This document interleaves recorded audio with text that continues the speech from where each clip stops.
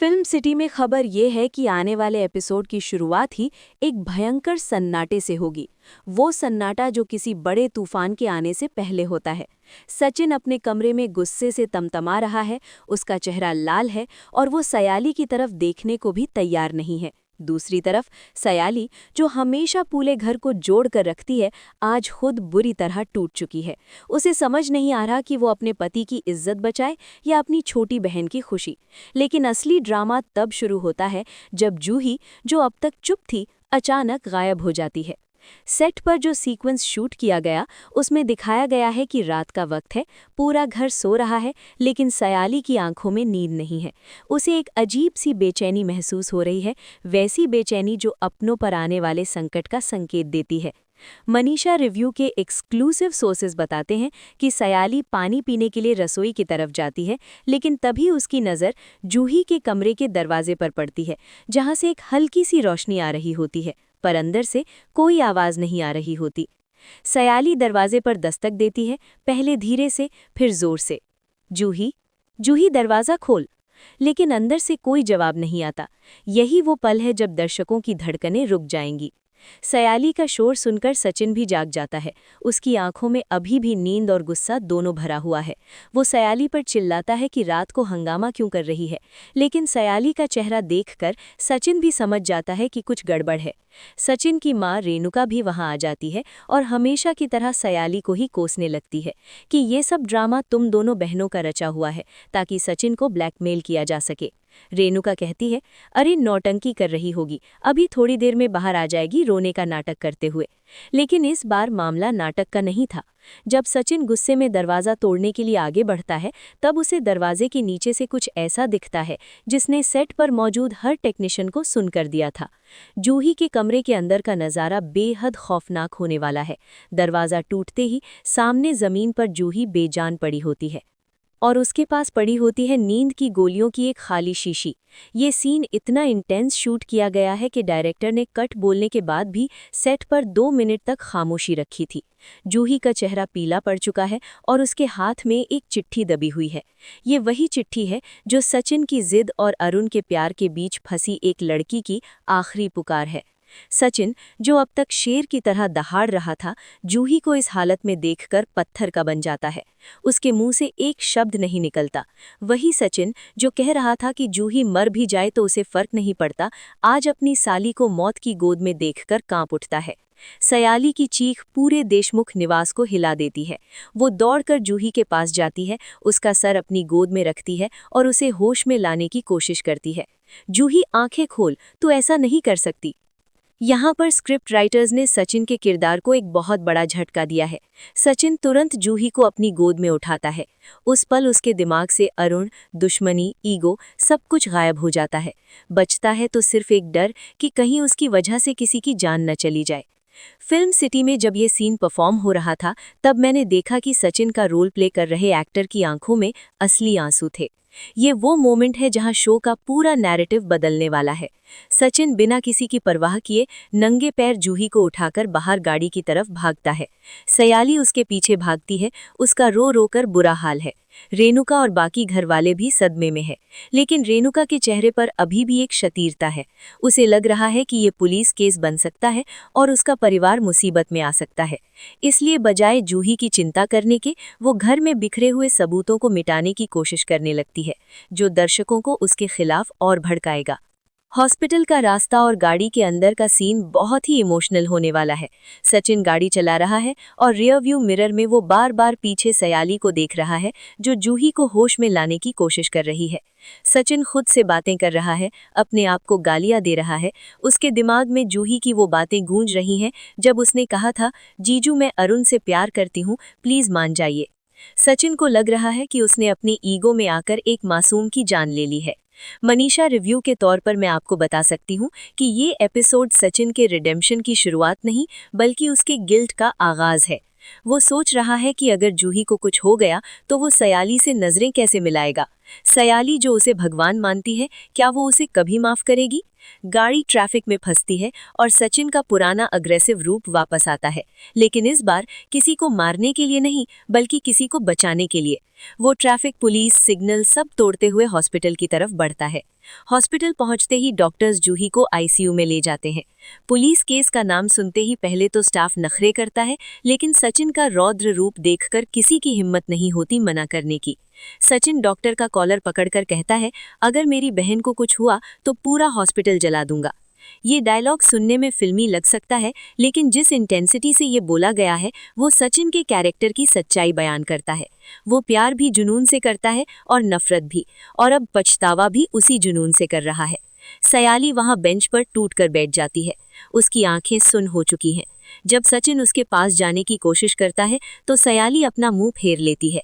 ये पहली बार होगा शो के इतिहास में जब सयाली ने सचिन को अपने पास आने से मना किया हो। ये रिजेक्शन सचिन के लिए किसी तमाचे से कम नहीं है। वो समझ जाता है कि आज उसने सिर्फ जूही को खतरे में नहीं डाला, बल्कि अपने और सयाली के रिश्ते में एक ऐसी दीवार खड़ी कर दी है जो शायद कभी नहीं गिरेगी। उधर घर पर रेणुका ने एक नई चाल चलनी शुरू कर दी है। जैसा कि मुझे मेरे सोर्सेज ने बताया, वो पड़ोसियों से कह रही है कि जूही को फूड पॉइजनिंग हुई है। वो अपनी इज्जत बचाने के लिए जूही की सुसाइड अटेम्प्ट को छिपा रही है। लेकिन कहानी में असली ट्विस्ट तब आता है जब अरुण की एंट्री होती है। जी हाँ, अरुण को किसी ने खबर कर दी है। अब सवाल ये है कि अरुण को किसने बताया? क्या ये सयाली थी या फिर घर का कोई और भेदी? फिल्म सिटी में चर्चा है कि ये काम तेजस का हो सकता है, जो चाहता है कि सचिन और अरुण भिड़े और तमाशा हो। अरुण जब हॉस्पिटल पहुंचता है तो वहां का माहौल जंग के मैदान में बदल जाता है। एक तरफ सचिन जो गुस्से और पछतावे में है, और दूसरी तरफ अरुण जो एक पुलिस वाला है और अब उसे सचिन को बर्बाद करने का एक कानूनी हथियार मिल गया है। अरुण आते ही सचिन पर हमला नहीं करता, बल्कि वो कानून की बात करता है। वो कहता है, अबेटमेंट टू सुसाइड का केस बनेगा तुम पर सचिन देशमुख। मनीषा के नजरिए से देखें तो ये शो का सबसे बड़ा टर्निंग पॉइंट है। सयाली अब बीच में खड़ी है। एक तरफ उसका पति है जिसने उसकी बहन को मौत के मुहाने तक पहुंचाया है, और दूसरी तरफ उसका प्रेमी अरुण जो उसके पति को जेल भेजना चाहता है। जूही अभी भी आईसीयू में जिंदगी और मौत से लड़ रही है। डॉक्टर्स का कहना है कि अगले 24 घंटे बहुत क्रिटिकल है। इस बीच उस चिट्ठी का राज खुलता है जो जूही के हाथ में थी। पुलिस वो चिट्ठी जब्त कर लेती है। सचिन डर रहा है कि उस चिट्ठी में क्या लिखा होगा। क्या जूही ने साफ साफ लिखा है कि उसकी मौत का जिम्मेदार सचिन है? अगर ऐसा हुआ तो सचिन को जेल जाने से कोई नहीं बचा सकता, और अगर सचिन जेल गया तो सयाली का क्या होगा? क्या वो अपने पति को बचाएगी या अपनी बहन के लिए इंसाफ मांगेगी? सेट पर इस बात को लेकर काफी सस्पेंस बनाया गया है, और एक्टर्स ने इस सीन के लिए कई रीटेक्स लिए हैं ताकि इमोशंस बिल्कुल परफेक्ट आएं। इस पार्ट के अंत में हम देखेंगे कि रात गहरी हो चुकी है। हॉस्पिटल के कॉरिडोर में सन्नाटा है। सचिन अकेला कोने में जमीन पर बैठा है, सर पकड़कर। सयाली दूर खड़ी कांच के दरवाजे से जूही को आईसीयू में लेटी देख रही है। दोनों के बीच कोई बात नहीं हो रही, लेकिन उनकी खामोशी बहुत कुछ कह रही है। तभी आईसीयू का दरवाजा खुलता है और डॉक्टर बाहर आते हैं। उनके चेहरे के हाव भाव से लग रहा है कि खबर अच्छी नहीं है। सचिन दौड़कर डॉक्टर के पास जाता है, लेकिन सयाली वहीं खड़ी रहती है, जैसे उसे डर है कि अगर कुछ बुरा सुनने को मिला तो वो मर जाएगी। डॉक्टर अपनी कैप उतारते हैं और सचिन की तरफ गंभीर नजरों से देखते हैं। क्या जूही बच पाएगी या शो में एक मौत नई दुश्मनी को जन्म देगी? ये तो आगे की स्क्रिप्ट में पता चलेगा, लेकिन अभी के लिए इतना समझ लीजिए कि देशमुख परिवार की खुशियां अब एक कच्चे धागे से लटकी हुई हैं और वो धागा टूटने ही वाला है। ये सुनते ही सयाली वहीं जमीन पर गिर पड़ी। वो चीख चीख कर रोना चाहती थी, लेकिन सदमे ने उसकी आवाज छीन ली थी। सचिन ने जैसे ही सयाली को गिरते हुए देखा, वो उसे संभालने के लिए आगे बढ़ा। उसने अपना हाथ सयाली के कंधे पर रखा। सयाली, लेकिन इससे पहले कि वो कुछ और बोल पाता, सयाली ने उसका हाथ झटक दिया। ये झटका इतना तेज था कि सचिन लड़खड़ा गया। ये सिर्फ एक हाथ का झटका नहीं था, ये सचिन के मुंह पर उसके किए गए पाप का तमाचा था। फिल्म सिटी में जब ये शॉट ओके हुआ तो सेट पर मौजूद हर इंसान की आंखें नम थीं। सयाली ने सचिन की तरफ देखा भी नहीं। वो बस घिसटते हुए आईसीयू के दरवाजे की तरफ बढ़ी और कांच से अंदर अपनी बहन को देखने लगी, जो अब नालियों और वायर्स के बीच में एक जिंदा लाश की तरह पड़ी थी। सचिन वहीं खड़ा रह गया। उसका हाथ अभी भी हवा में था और उसकी आंखों में पहली बार डर दिख रहा था, अपनी सयाली को हमेशा के लिए खो देने का डर। लेकिन दोस्तों, असली हंगामा तो अब शुरू होने वाला था। हॉस्पिटल के कॉरिडोर में भारी बूटों की आवाज गूंजी। ये आवाज़ थी अरुण की, जो अब सिर्फ एक प्रेमी नहीं बल्कि एक घायल शेर की तरह वहां पहुंचा था। अरुण ने यूनिफॉर्म पहन रखी थी और उसके साथ 2 कांस्टेबल भी थे। सचिन और अरुण का आमना सामना हुआ। आमतौर पर सचिन ऐसे मौक़ों पर आस्तीन चढ़ा लेता है, लेकिन आज सचिन की गर्दन झुकी हुई थी। अरुण ने आते ही सचिन का कॉलर पकड़ लिया और उसे दीवार से सटा दिया। मैंने कहा था ना सचिन देशमुख, अरुण गुर्राया, कि तुम्हारी ये जिद किसी दिन सब कुछ खत्म कर देगी। देख लिया नतीजा, खुश हो आप? सचिन ने कोई विरोध नहीं किया। वो चाहता तो अरुण का हाथ तोड़ सकता था, लेकिन आज वो खुद अपनी नज़रों में गिरा हुआ था। उसने धीमी आवाज में कहा, गलती हो गई मुझसे। ये सुनते ही अरुण का गुस्सा और बढ़ गया। उसने सचिन को धक्का दिया। गलती?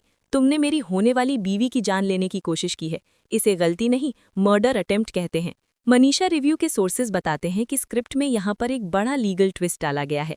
अरुण ने अपनी पॉकेट से वो लेटर निकलवाया जो पुलिस ने जूही के कमरे से बरामद किया था।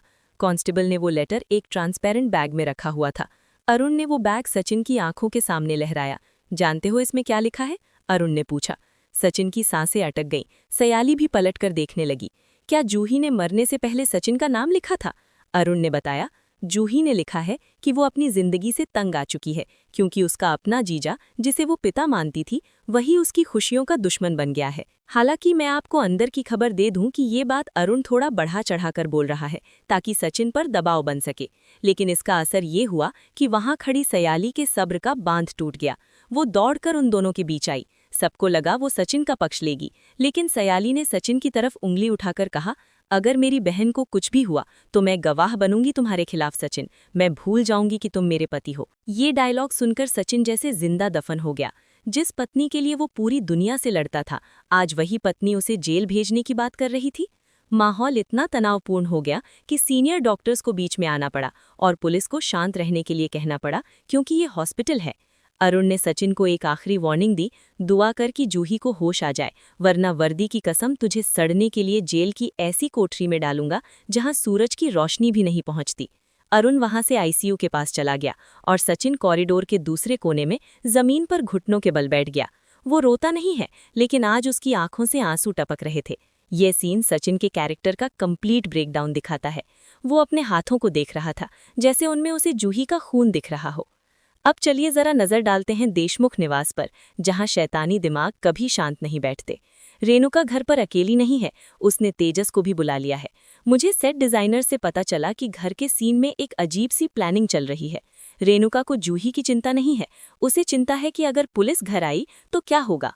वो तेजस से कह रही है, अरे वो लड़की तो है ही मनहूस, खुद तो मरी नहीं, हमारे गले में मुसीबत डाल गई। तेजस, जो हमेशा पैसे के बारे में सोचता है, वो कहता है, आई, अगर पुलिस केस हुआ तो बाबा की पेंशन और मेरी नौकरी पर भी बात आ सकती है। हमें कुछ करना होगा।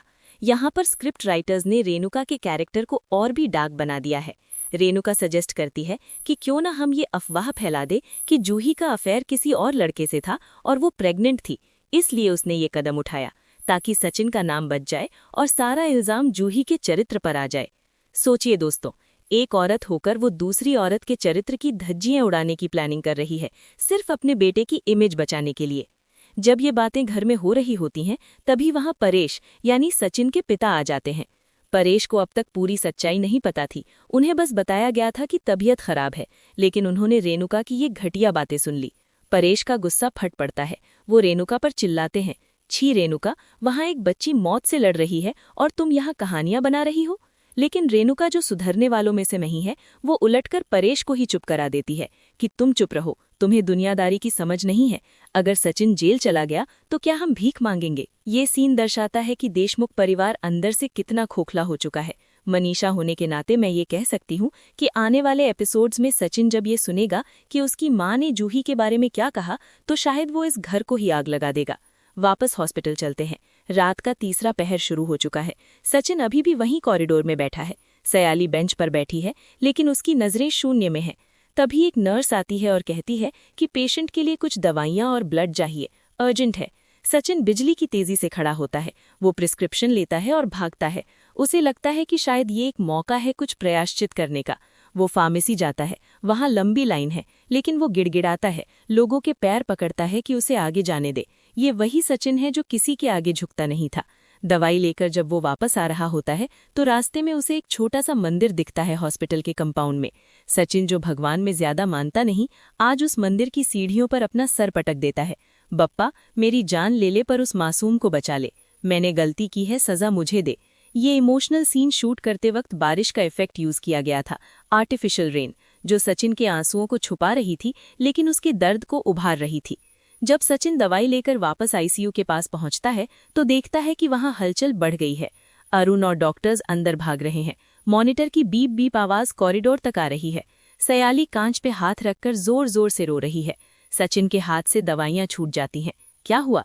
क्या जूही की सांसें थम गई हैं या उसने कोई हरकत की है? मनीषा रिव्यू की एक्सक्लूसिव अपडेट ये है कि जूही को कार्डियक अरेस्ट आया है। डॉक्टर्स उसे शॉक दे रहे हैं। सचिन बाहर से ये सब देख रहा है और हर शॉक के साथ उसके शरीर को भी झटका लग रहा है। वो मन ही मन कह रहा है, उठ जा जूही, मुझे गाली दे, मुझे मार, पर ऐसे मत जा। तभी आईसीयू का दरवाजा खुलता है। अरुण बाहर आता है। उसकी आंखें लाल हैं। वो सीधा सचिन के पास आता है। इस बार वो सचिन को मारता नहीं, बस उसकी आंखों में आंखें डालकर कहता है, अगर वो अंदर मर गई तो बाहर तुम्हारी लाश गिरेगी सचिन, ये मेरा वादा है। लेकिन सचिन को उसकी धमकी सुनाई नहीं दे रही। उसे सिर्फ सयाली की सिसकियां सुनाई दे रही हैं। सयाली घूमती है और सचिन को देखती है। इस बार उसकी आंखों में गुस्सा नहीं, बल्कि एक ऐसी ठंडक है जो सचिन को अंदर तक जमा देती है। वो सचिन के पास आती है और धीरे से कहती है, चले जाओ यहाँ से, तुम्हारी परछाई भी मेरी बहन की सांसें रोक रही है। ये शब्द सचिन के दिल पर किसी खंजर की तरह लगते हैं।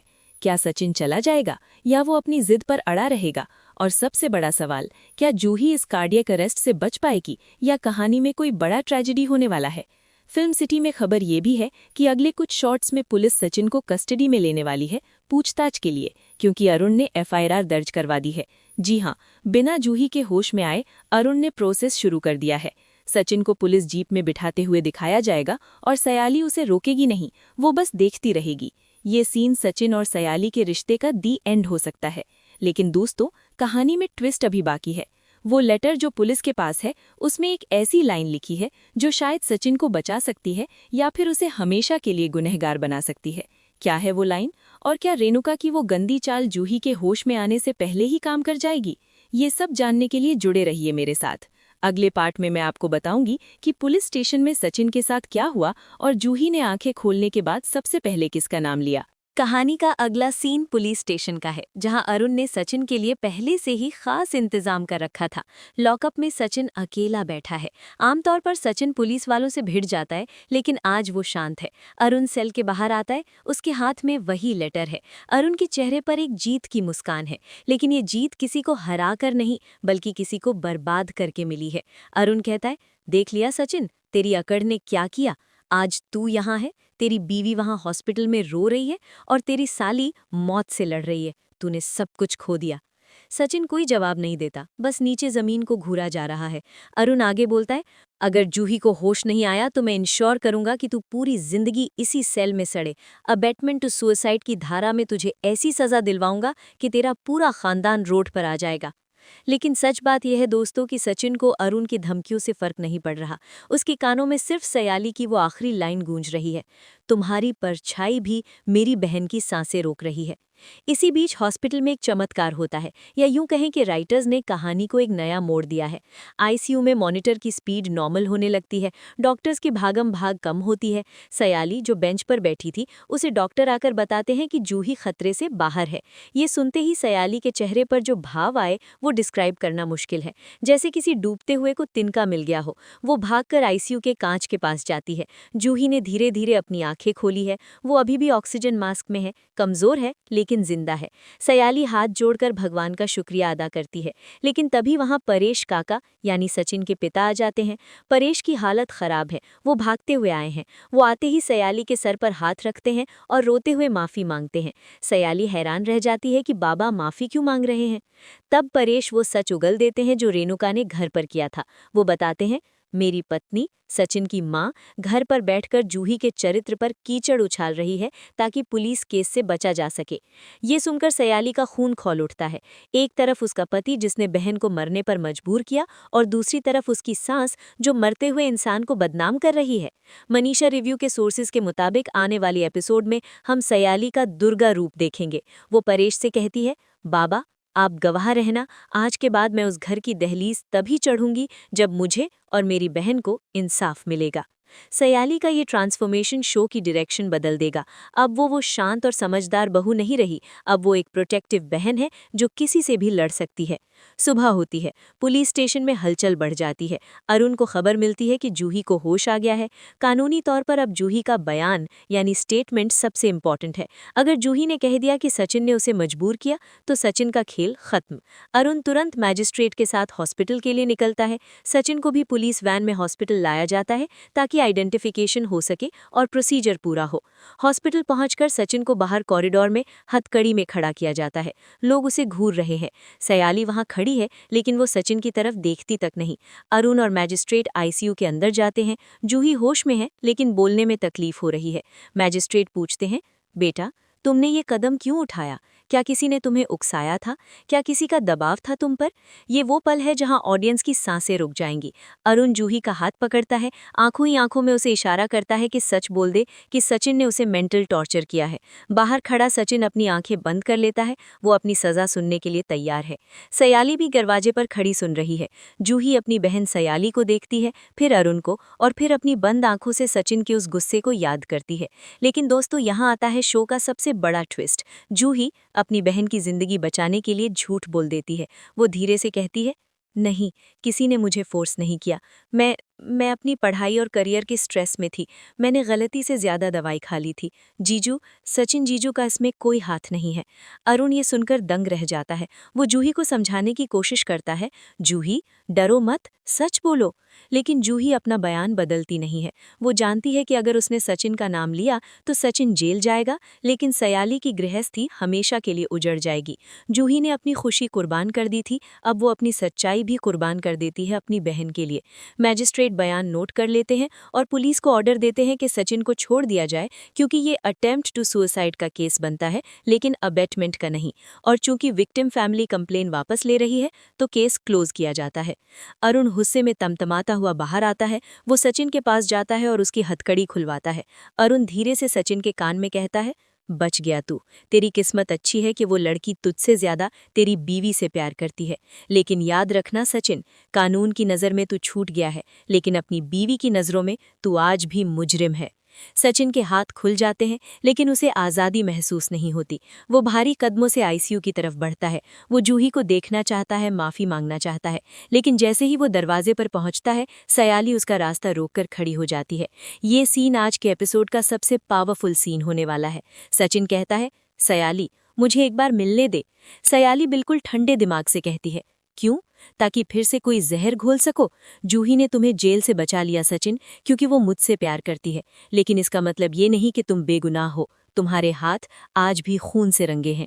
सचिन गिड़गिड़ाते हुए कहता है, मैं सुधर जाऊंगा, मैं सब ठीक कर दूंगा। सयाली एक कदम पीछे लेती है और कहती है, कुछ चीजें टूटने के बाद जुड़ती नहीं है सचिन। आज से तुम्हारा और हमारा रास्ता अलग है। तुम अपने ईगो के साथ रहो, मैं अपनी बहन के साथ रहूंगी। सयाली वहां से अंदर चली जाती है और दरवाजा सचिन के मुंह पर बंद कर देती है। कांच के दरवाजे के उस पार सयाली जूही को गले लगाकर रो रही है और इस पार सचिन अकेला खड़ा है। हॉस्पिटल का लंबा सफेद कॉरिडोर सचिन को खाने को दौड़ता है।